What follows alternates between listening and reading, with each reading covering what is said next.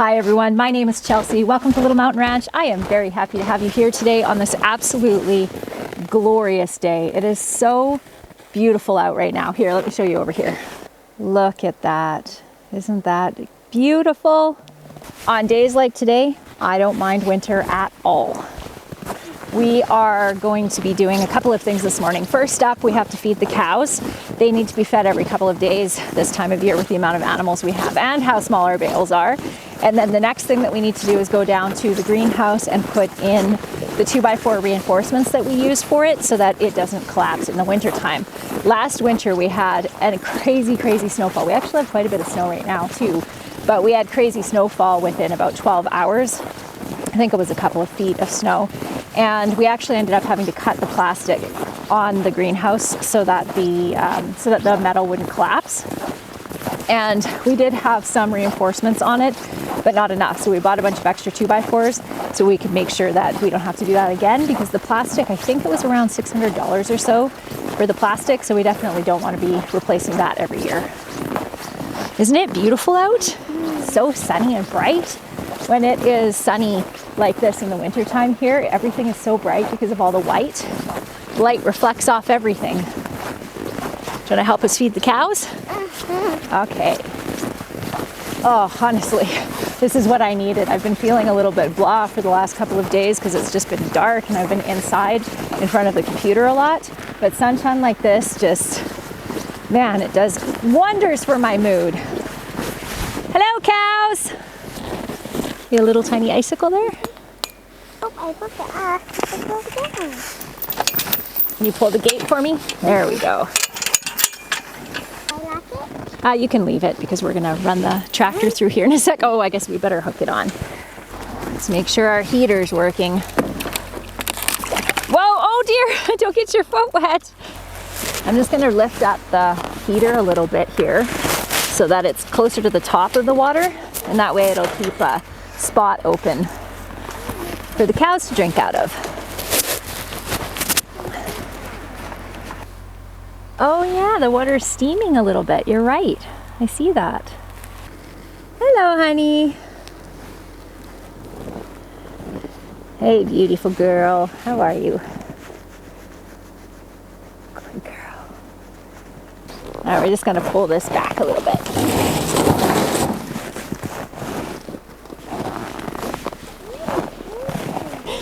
Cutie pie. Don't knock my camera over, mister. Hey, watch out, sweetheart. Can you move back a little bit?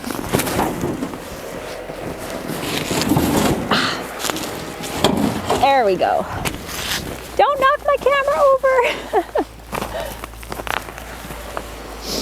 You're so fluffy.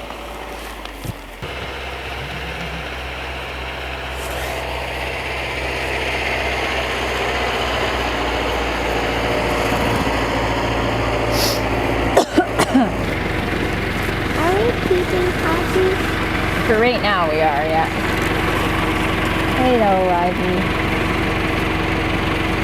Silly girl.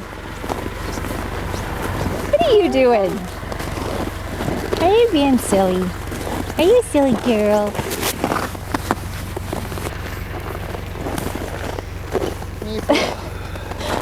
She's so funny.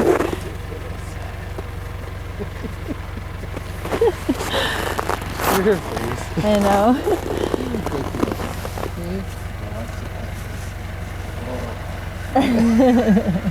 It's like, this is heaven. Laying in the snow, in the sunshine, getting belly rubs.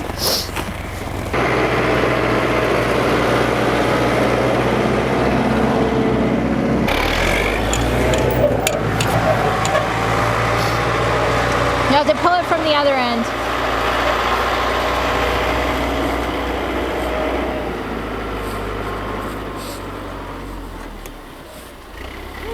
You have it? Do you need a hand or you got it?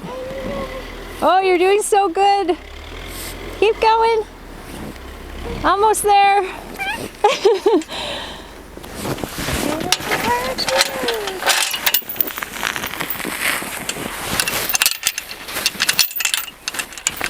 Okay. Yeah, they look happy with their hay for sure. definitely a little bit chillier out today than it was the other day. Pardon me? We have gone through a ton of hay. Holy cow. Oh my goodness. How many bales have we gone through? Probably 20. I can see my breath. Me too. Oh boy, I think I might have to stay outside all day, even though it's so cold. It's negative 15 right now, which is actually not that bad, but you don't want to stay out in it for too long. You want to go inside now?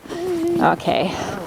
So do we want to like just start the truck and bring down the 2x4s with the truck? I think we needed 18. Can put one under each one? Yeah, that's what I was thinking. 11? Oh, I think last year we put one under each side. So we doubled them up. Yep, we'll head up to the house. I'll bring you up there, and then Daddy and I are going to go fix the greenhouse. Okay?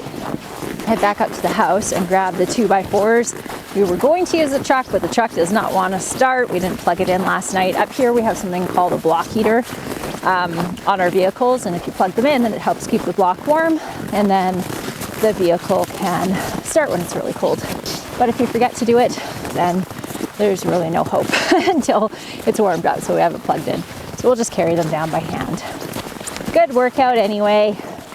Now we're gonna head down. I hear the quad going, so maybe we can load everything up onto the quad and not have to haul it all down by hand. That would be nice. I don't actually walk over on this side of the house that often, so that is the south side of our house. I'm thinking of actually putting in a little kitchen garden right here with my herbs and lettuces in it, so I don't have to walk all the way down to the main garden to pick those things. Decided we're not going to carry it, did ya?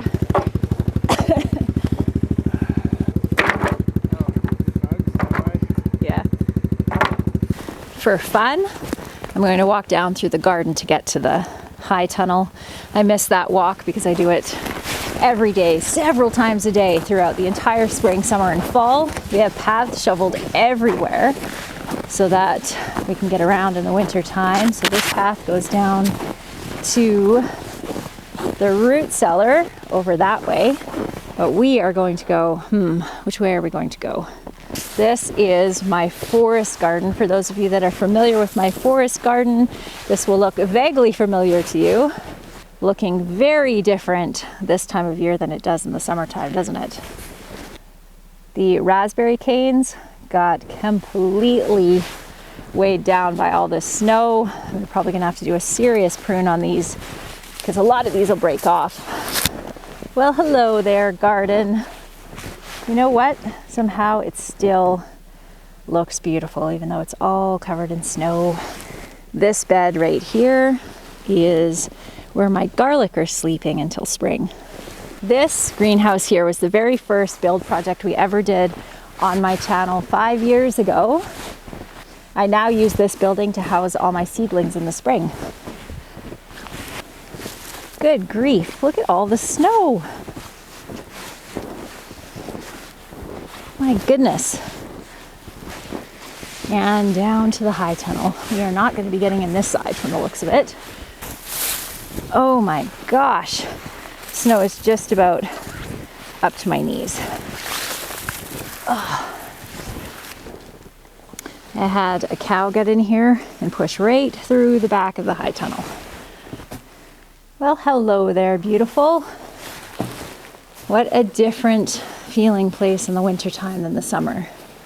I usually get questions whenever I show the high tunnel in the wintertime why I don't keep animals in here, and there's a couple reasons for that. I have tried having chickens in here in the wintertime because it's a kind of an ideal setup for chickens, but they make such a huge mess. They roost on here and poop and make a mess all over my trellises. And then I tried having pigs in here one fall to clean it all up, and they pretty much destroyed the place. I had this big plan that apparently I didn't actually execute, and that was to roll the sides up so that they were about 3 feet up, but roll them on the inside so that the snow could slough off the roof and then kind of fall in and water these beds as it thawed in the spring. And also, of course, not put so much pressure on the sides of the building. But apparently I didn't do that. It was a good thought, and it probably would have worked had I actually done it. Situation. Just like that.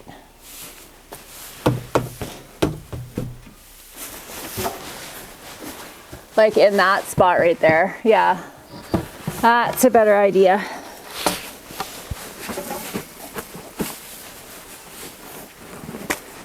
Maybe next time we're at the store, we should get some 10-footers too. To go down the middle? Yeah.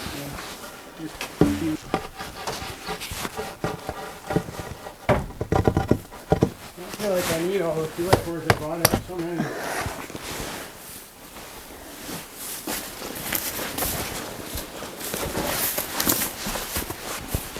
Much like an environmentalist.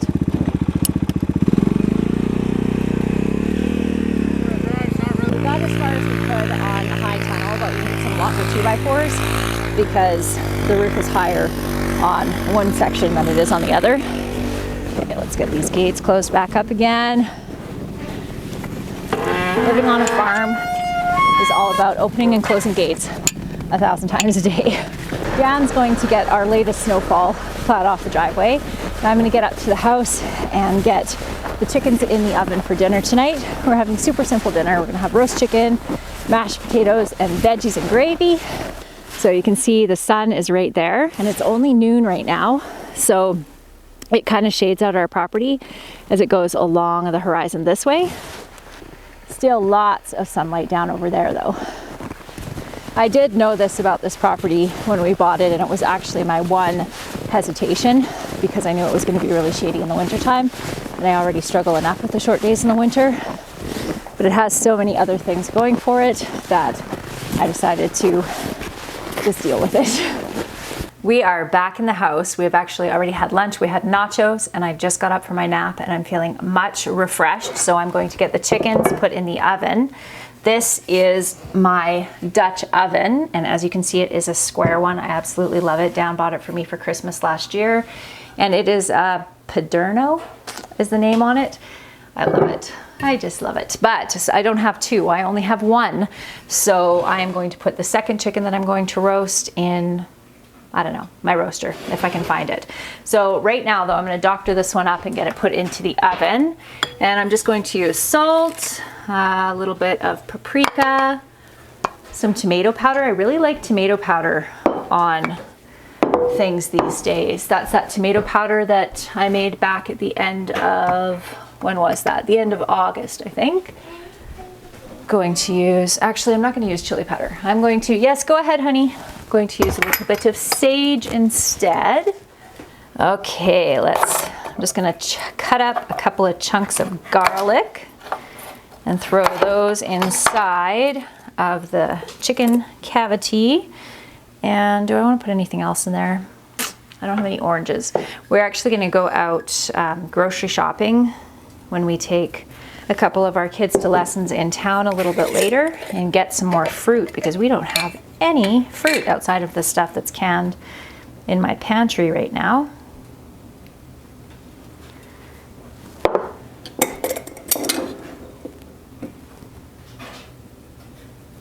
You know what? I think I'm going to do this one all herbed up like this, and I think the other one I'm going to use some of my fermented honey and garlic. I haven't tried it on chicken before, but I've heard that it is really good. So I think we'll make it that simple. I'm going to throw a little bit of water in there.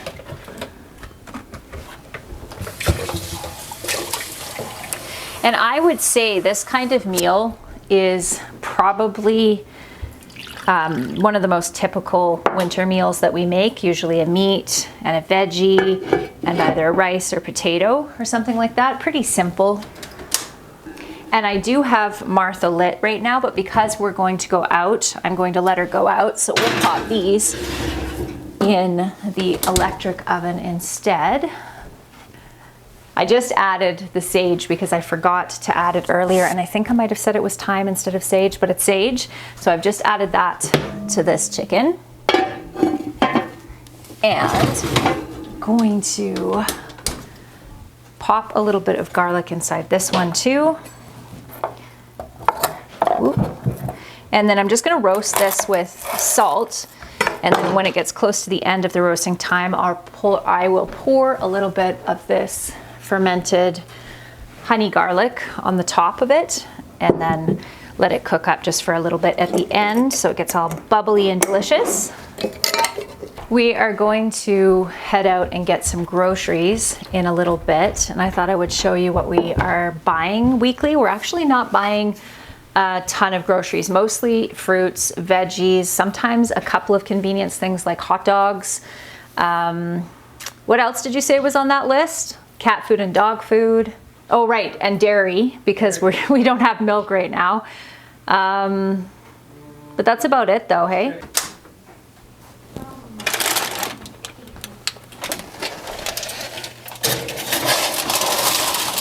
That'll be perfectly done by the time we get home.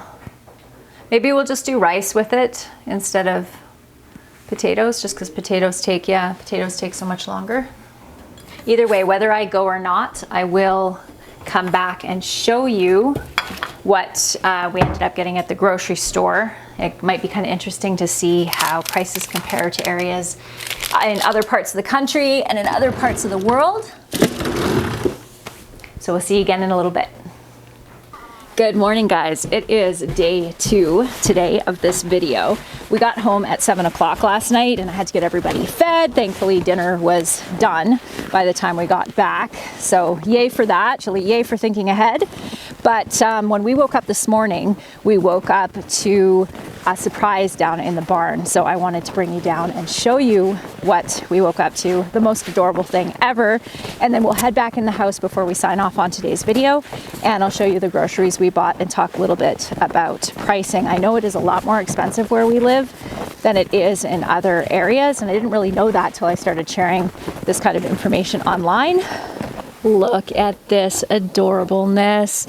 9 sweet little piglets, and this is Mama, and she did an absolutely fantastic job. And I didn't think that she was due for another 2 weeks. So we did set up a place in the barn for her to farrow, but I guess I had my dates off because she farrowed in the pen with all the other pigs, and she did such a great job. She came over to this corner and made her nest here, whilst all the other pigs were sleeping over here, and had her babies. And she's a first-time mom, hasn't had any issues. All the piglets are healthy. Look at her. Uh-oh. Got one fell down over there. Come on, little one. Come back up this way. Look at this. Oh my goodness. I don't think there's anything as cute as piglets. So what she's probably going to do here, once everybody gets settled in, is roll over on her side. It's okay, Mama. It's all right. During the first 3 days is kind of the riskiest for any kind of rolling on babies, just because mom, especially with first-time moms, she's just figuring it out, and the piglets are figuring it out. Usually by day 3, they're really good about getting out of the way of her, but this is always when it's most nerve-wracking as the farmer is watching her get herself all laying down and hopefully not squashing any piglets. See, did you see that? So she can hear them and gets up right away if she feels like she's squishing them. So let's see if she can do this. The nice thing about her having her piglets, careful Mama, about her having her piglets in this pen is that all of this bedding here, the pigs have chewed up and it started to break down. So it's very warm underneath here just from the decomposition, which is perfect for winter farrowing. Good job, Mama. That was perfect. Okay, so she's managed to lay down with all her babies nice and warm on this side. So you can see how the piglets are shivering. That is totally normal. That is normal whether it's the middle of the summer. There you go, Mom. Whether it's the middle of the summer or the middle of winter, usually for the first couple of days. By the time we get through to day 3, then we'll be golden. We won't have to worry about any of the piglets getting squished or anything like that.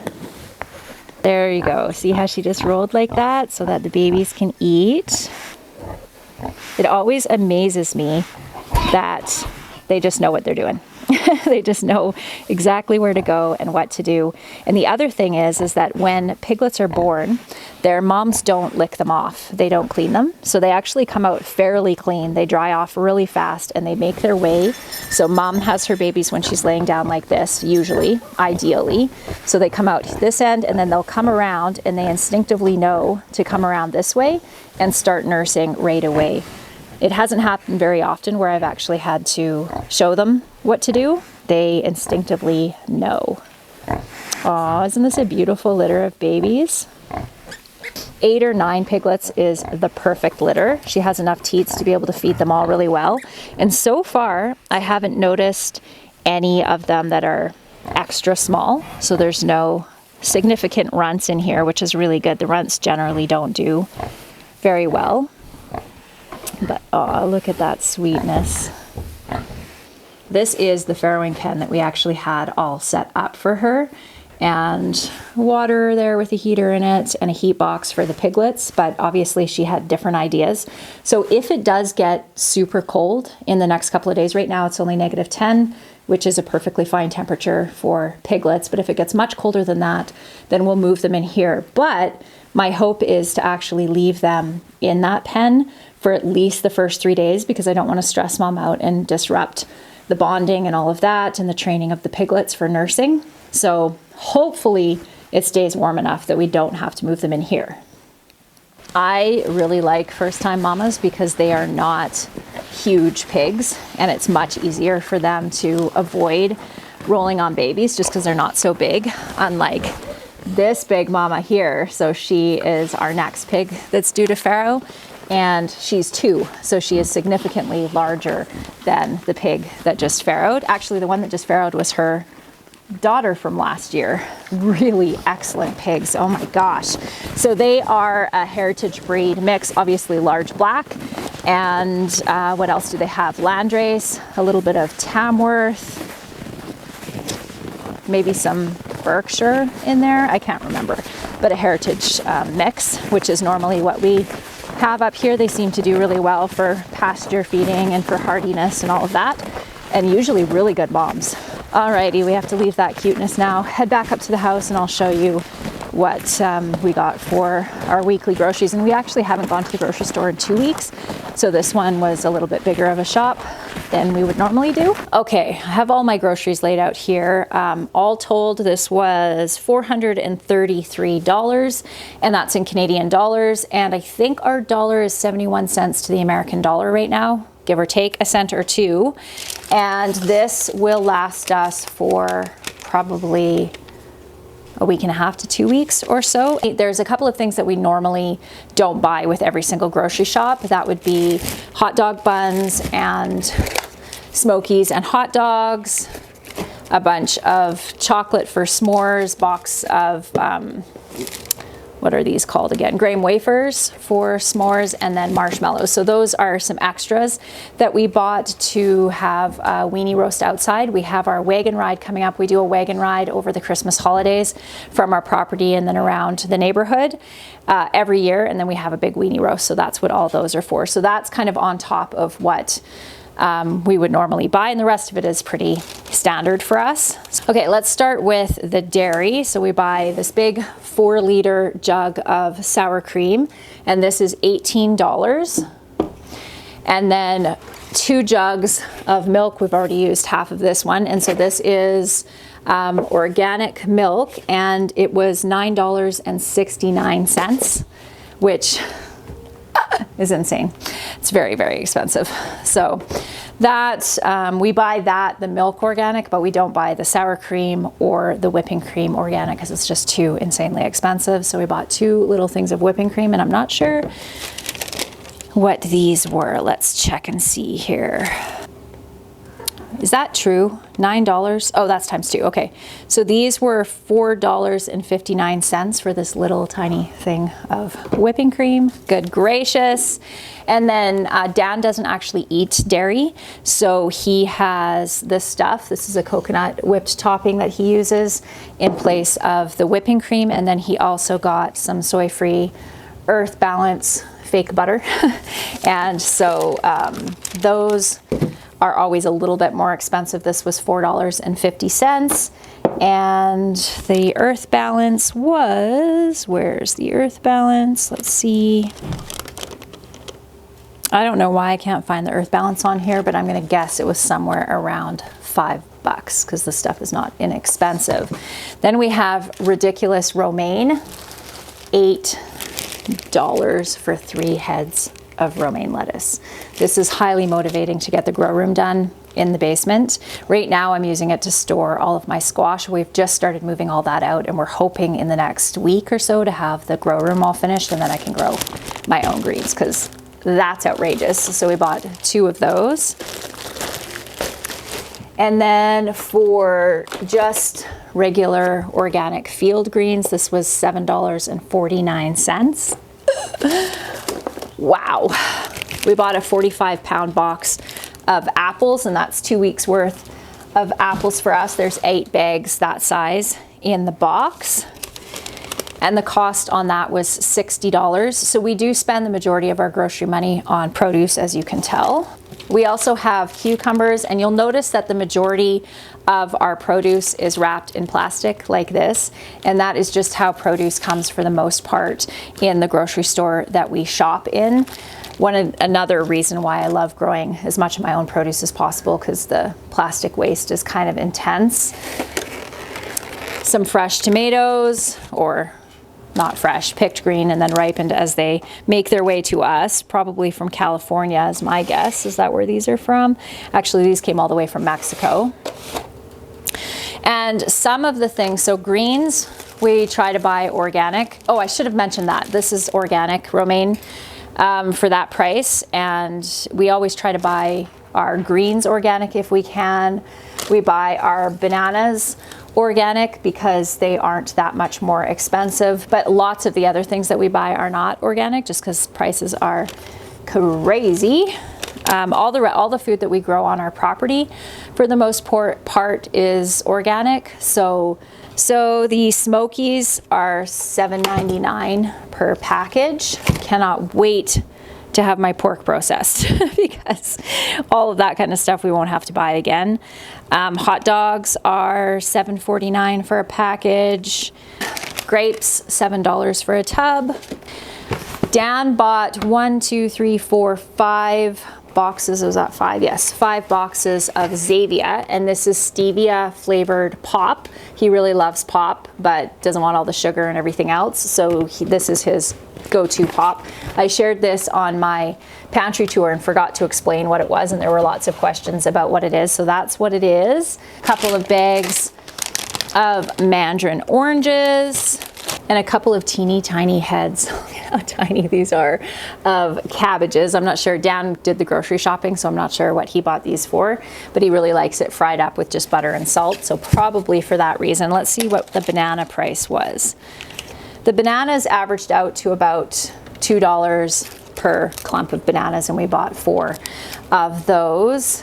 And I think that is it. And also some organic decaffeinated coffee, and that was for Dan. Probably, I'm going to guess, around $6 or so for this. So yes, groceries are very, very expensive up this way. I would be really curious to know how these prices compare to the area that you're from. Just do keep in mind though that these are in Canadian dollars, 71 cents to the American dollar when you're kind of doing your comparisons here.